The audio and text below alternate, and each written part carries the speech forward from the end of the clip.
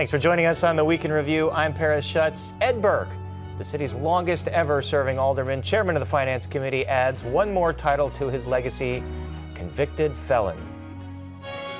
After less than 3 days of deliberations, jurors convict Burke on 13 of 14 corruption charges connected to his attempts to get rich off of official city actions. Bribery and extortion occurring at the highest levels of Chicago city government. Prosecutors score nearly a clean sweep on Burke and businessman Charles Quay, but longtime Burke associate Peter Andrews is acquitted. The conviction caps a historic downfall for the man considered the dean of city council, the confirmation that he used his powerful public perch to steer business to his private property tax company. The loss of a child, this is breaking all of our hearts. The death of 5-year-old Jean Carlos Martinez Rivero brings to light troubling conditions in an overcrowded migrant shelter in Pilsen. This as migrants arrive this week via a chartered plane from Texas. And in sports, tipped and intercepted. The Bears' slim playoff hopes now likely extinguished after snatching defeat from the jaws of victory. And now to our Week in Review panel. Joining us are our very own Heather Sharon, Alden Lowry of WBEZ, Michael Loria of the Chicago Sun-Times, and Ray Long of the Chicago Tribune. Let's get right into it. A little bit to talk about this week. Ray Long, first off, set the scene for us at the Dirksen Federal Building. What was the tenor like in the courtroom when that verdict was read? Well, Ed Burke really did not have a whole lot of emotion that he showed, but he had been sitting there kind of with his hands on the table, waiting patiently and maybe checking out his phone, seeing if anything was happening. And then when they started reading the verdicts, he put his head down on his hands and just kind of waited for the rest of the dominoes to fall, because once they hit that racketeering charge, and that was the big one, it was trouble, because that comes with a maximum of 20 years. He won't get that probably, but it is a heavy hammer to deal with right before Christmas. That racketeering charge was the toughest one to prove. A lot of things, a lot of boxes have to be checked. Heather Sharon, you were there almost every day. What about his family? What about the folks witnessing this in the courtroom? Well, really the biggest reaction we saw was from Ann Burke, the former Chief Justice of the Illinois Supreme Court. After the verdict was read and the jury was filing out, she got up and sort of gave Ed Burke a hug and a kiss and sort of patted his back. While that was happening, Pete Andrews, his longtime aide who had been acquitted on all counts, was sort of celebrating quietly with his attorneys, sort of hugging and you know, handshakes, and you could see a broad smile break out over Ed Burke's face. It was clear that he was pleased to see his longtime friend acquitted. He, in fact, paid for Pete Andrews' defense. He paid almost $200,000, more than that over the last several years. That was money well spent. Not so much for Burke. Remind us about Pete Andrews' role in this and why you think he was acquitted. So Pete Andrews has worked in Burke's 14th Ward office for decades, and he was really a functionary. Ed Burke said, make sure this guy gets a permit, make sure that guy doesn't get a permit. And the jury, I think, believed that Pete Andrews didn't understand or didn't know or wasn't a part of the overall scheme to sort of take the owners of the Burger King and extort them to get you know, his private law firm practice hired. There was no direct evidence with Pete saying, yes, I understand that this is a criminal enterprise, unlike we had from Alderman Burke and the other co-defendant, Charles Quay. And I think Pete Andrews' lawyers were very effective in sort of painting him as this, like, sort of a schmuck almost. You know, part-time Pete, they called him, lunch pail Pete. And they really laid it on thick that, you know, Pete didn't have any sort of intent to deceive the FBI agents when they arrived on his door. You know, I think that they gave the jury a way to sort of say, you know, maybe he wasn't involved, and they sent him home. Certainly an effective defense. Alden Lowry, we've witnessed the George Ryan trial. That took something like 10 days for a jury to come to a verdict. The first Blagojevich trial, 14 days, and then it's a hung jury, 10 days for the second trial. Are you surprised at such a relatively swift verdict here on 14 counts? No, not really. I mean, going through the case, a lot had been laid out, 4 different schemes. It seemed pretty clear that, and I think Burke's reputation kind of preceded him coming into this trial. Although not according to some of the jurors. Many of them, when they were interviewed, said they had never heard of him before. Oh, wow. Okay. Well, I wasn't surprised. I thought in terms of the case that was laid out, I think it was pretty clear, and maybe to my degree, my understanding of how Ed Burke has been and the way politics has happened in Chicago, I think it was an easy conclusion for someone who had a familiarity with that background to make. Think about it. There's a business owner that wants to get something very minor done. Right. Why is there even a conversation about property tax business? Literally, they talked about this being the city was like a criminal enterprise for Burke.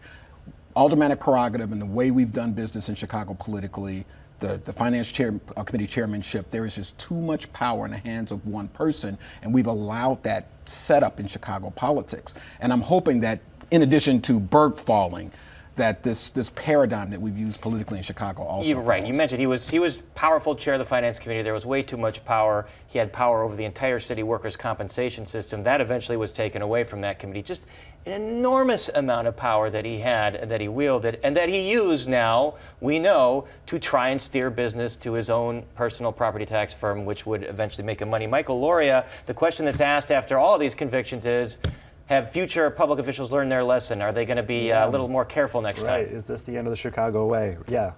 I mean, I think obviously the short answer is no.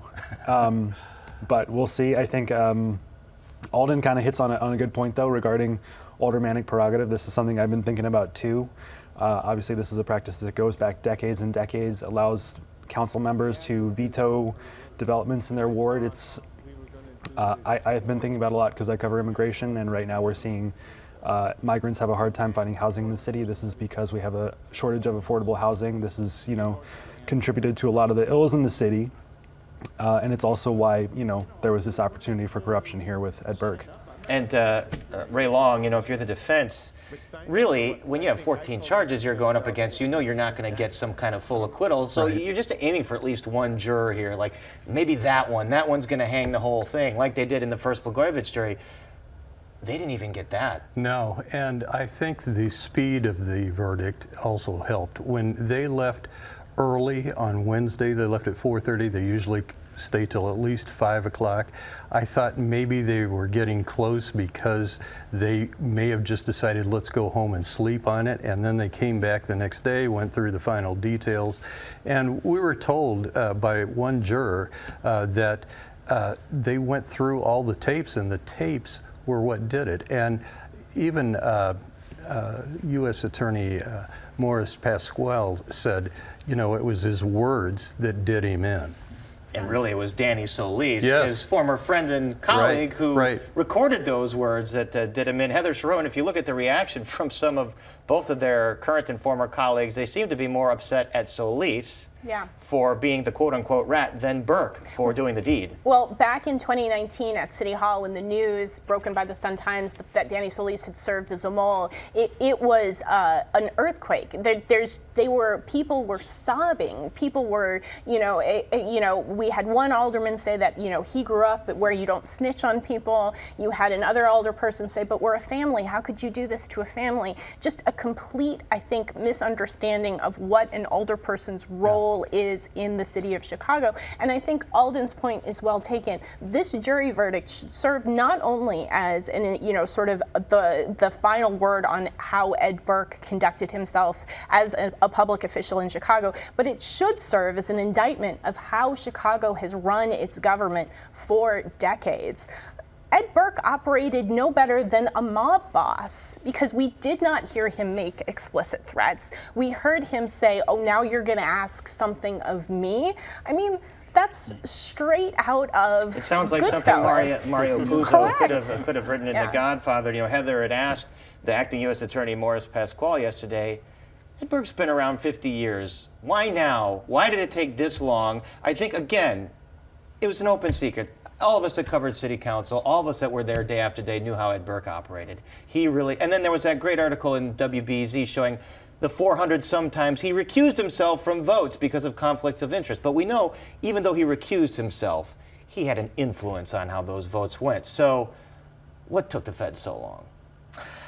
I don't know. I mean, I think that's a question. I mean, for years, people talked about, when's the case coming against Mayor Richard M. Daley? And that case never really came. There were some associates very close to the mayor that came. I think, generally speaking, when you're going after the big fish, pun intended perhaps, The big tuna. the big tuna, you want to make sure you have all your ducks in a row. You want to make sure, because you may only get one shot at that. And so I think they waited until they felt like they really had the goods, and they had Solis. And so that, I mean, that was a real feather in their cap from a prosecutorial standpoint. So I felt like they finally felt they had the goods. You mentioned the racketeering charge, Ray Long, carries up to 20 years in prison. What do you think prosecutors are going to ask for? Ed Burke is 80 years old. You know, defense attorneys made the case he's a family man. He's got children, grandchildren. Right. I think that they will go as high as they can. There'll be some rules that will rein in what they can actually ask for. And if you look historically, another finance chairman going back to the 70s, Tom Keene, who was as powerful, if not more powerful than Burke, got 5 years when he was when he was jammed up by the feds too. So you got to look and say he doesn't have a criminal past, and that's going to be something that the judge You weighs. know that they'll get the letters of, you know, what a great guy he is. I'm Right. sure some of his former aldermanic colleagues will write in and say, Sure. he helped me out on this. Yeah. He donated to that charity. He cared for this Right. person. Right. And there'll be a lot of that going on, and you know, the hearing may go for a long time, the sentencing hearing, because there'll be a lot of people who will have a lot to say. Burke now, who is known for big speeches, will be having to put together the speech of his life when he goes before the judge. Do you think that speech, Heather, would include some kind of contrition? We know how hard it was for Rod Blagojevich to offer any contrition whatsoever, and then once he got commuted, you know. Yeah, it's going to Shows be the really opposite. fascinating to see if he has any sort of self-awareness of sort of how he sort of got himself into this predicament.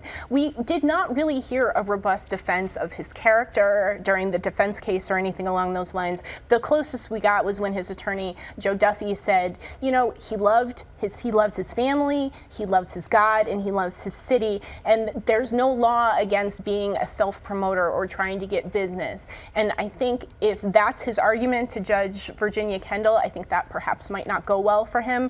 But he has been doing this, as I said, for so long. This was a part of who he was, how he operated day in and day out, and how he amassed power that he used to help the people that he was allied with and to hurt the people he saw opposing himself. I don't know how you sort of change that on a dime, even with your liberty at stake. What is the process? Your sentencing hearing in June? In June, right. Does that mean right after that he's put in a jumpsuit and walked off to federal prison? I mean, in theory, you could do that, but I doubt that that will be the exact time that they'll march him to a prison cell if that's what they decide. Every news company's going to have to get their choppers, like they did with Blagojevich. They just followed him right to the fast food restaurant and then right into the jail. Right. I don't see him going a revolving door from the courthouse right to prison, but I do see him really in jeopardy for going away for some time. All right, Alden Lowry, it's not just Ed Burke, it's Mike Madigan awaiting his upcoming trial. If you're Mike Madigan right now, how are you feeling about this verdict? I think it's got to make you a little nervous, and especially not just that verdict, but also the verdict in the ComEd 4 trial, the guilty verdicts there. The crosshairs are directly on him. Now, Madigan is kind of throwing a Hail Mary, essentially now with this impending Supreme Court decision, which could rewrite the federal statute on bribery. I don't know the details about that thing, gratuities and all of that, but if the Supreme Court rules and changes that, it conceivably opens the door for the conviction that has already happened for the ComEd 4, and also potentially would have an impact on whatever might happen with Madigan. Thus, his legal team is pushing for his trial to be pushed back so that verdict can come in. Right, or the that tactic ruling is can come in. delay. All right, well, so much to talk about here. We'll keep talking about it. We do have to move on to the tragic death of the 5-year-old migrant John Carlos Martinez Rivero. After staying for a few weeks at that shelter at 22nd and Halstead that's had all kinds of problems, what do we know about what happened to him exactly? Yeah, so the Martinez Rivero family got to the shelter November 30th, and John Carlos passed on this past Sunday, December 17th. What we know, I was looking at the police report earlier, and what we know is that in the days leading up to his passing, he was suffering from a fever and also had taken some anti-fever medication. His parents also got some sort of pill the day beforehand from a friend to try and help with that fever. I guess I kind of bring that up for two reasons, really. Not so much because the pill itself, but really because look where his parents were turning to try and get help at that point, right? He had visible symptoms for days and had not seen a doctor. His parents, when instead of trying to go to, and yet the city keeps saying that there's health care available to everybody. I mean, everybody gets to go for screening at Cook County Health. There are folks that are supposed to be there staffing that. That's exactly it. That's exactly it. That's what they're saying, and that's what we're trying to get some information on. But if you talk with a lot of folks in shelters, and you know what I'm talking about. If you talk with folks in shelters, a lot of them are not seeing doctors. I've actually talked with doctors in that area who work at clinics where they have to accept uninsured patients. And I think kind of the remarkable thing from those conversations is that these are folks who saw these kids when they first moved into the shelter for routine vaccinations, and then they saw them come back later with illnesses that they did not have the first time. That's outrageous. I mean, is the mayor's administration getting a pass here? I mean, do they deserve criticism for? There have been reports of the conditions at this shelter. Folks talking about an illness outbreak going on for weeks. Yeah, I just don't understand why you can't get medical care to people who need it in Chicago, Chicago is a sanctuary city. If it really wants to walk the walk, then it has to talk the talk, and it has to walk the walk. I may have gotten that back, but I'm like a lot of people are upset by what is going on here in Chicago. And I mean, it seems like the conditions at a place like this might be worse than they were at police stations, and they were terrible at police stations. Right. I think that the mayor has explicitly promised to provide dignified living conditions for the migrants here, and I think that it behooves all of us to ask whether that is what's happening in the city-run shelters that are being paid for with Chicago taxpayer dollars. Are people being adequately cared for? I mean, I can't imagine. I have kids and being, having a sick kid and having to, nowhere to turn essentially, which is what happened to this 5-year-old. And, I think it's an indication of how badly the city's social safety net has just been ripped apart by this crisis. And I think, you can make arguments about Texas Governor Greg Abbott and why he's sending them all here and all of that.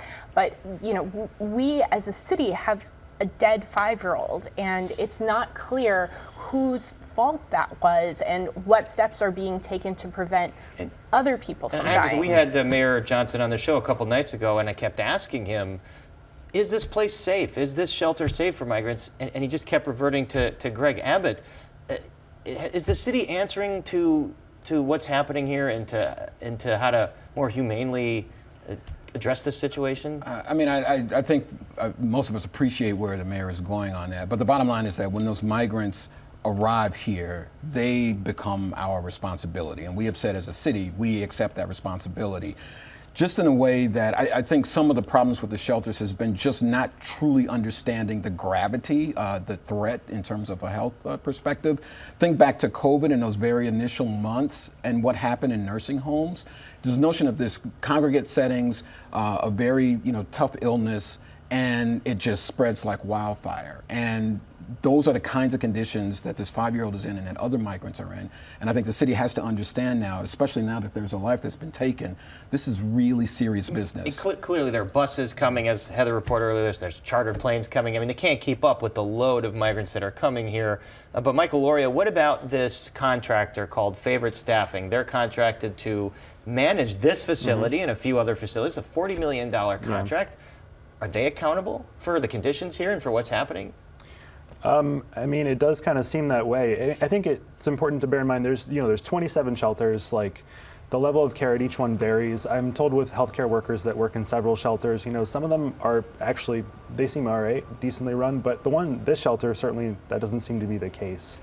And in terms of, trying to actually get the care that these folks need instead of pawning it off on Favorite Staffing, who by many accounts, they don't do a lot with in shelters and, in terms of getting them care.